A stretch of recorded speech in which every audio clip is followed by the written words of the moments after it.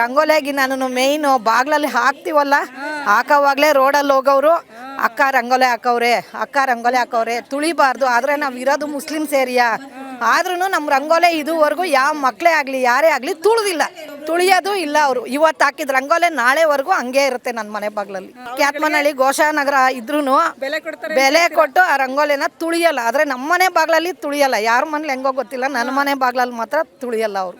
ನಾವು ತರಕಾರಿ ಅಂಗಡಿ ಇಟ್ಟಿದ್ದೀವಿ, ತರಕಾರಿ ಮುಂದೆನೇ ರಂಗೋಲಿ ಹಾಕ್ತೀವಿ, ಆದರೂ ಇದುವರೆಗೂ ಅವ್ರು ತುಳಿದಿಲ್ಲ, ನಮಗೆ ಬೇಜಾರು ಮಾಡಿಲ್ಲ.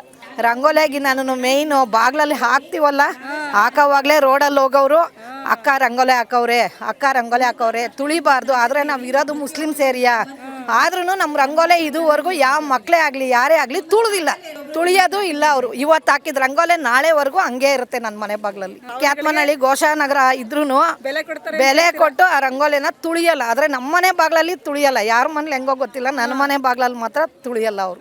ನಾವು ತರಕಾರಿ ಅಂಗಡಿ ಇಟ್ಟಿದ್ದೀವಿ, ತರಕಾರಿ ಮುಂದೆನೇ ರಂಗೋಲಿ ಹಾಕ್ತೀವಿ, ಆದರೂ ಇದುವರೆಗೂ ಅವ್ರು ತುಳಿದಿಲ್ಲ, ನಮಗೆ ಬೇಜಾರು ಮಾಡಿಲ್ಲ.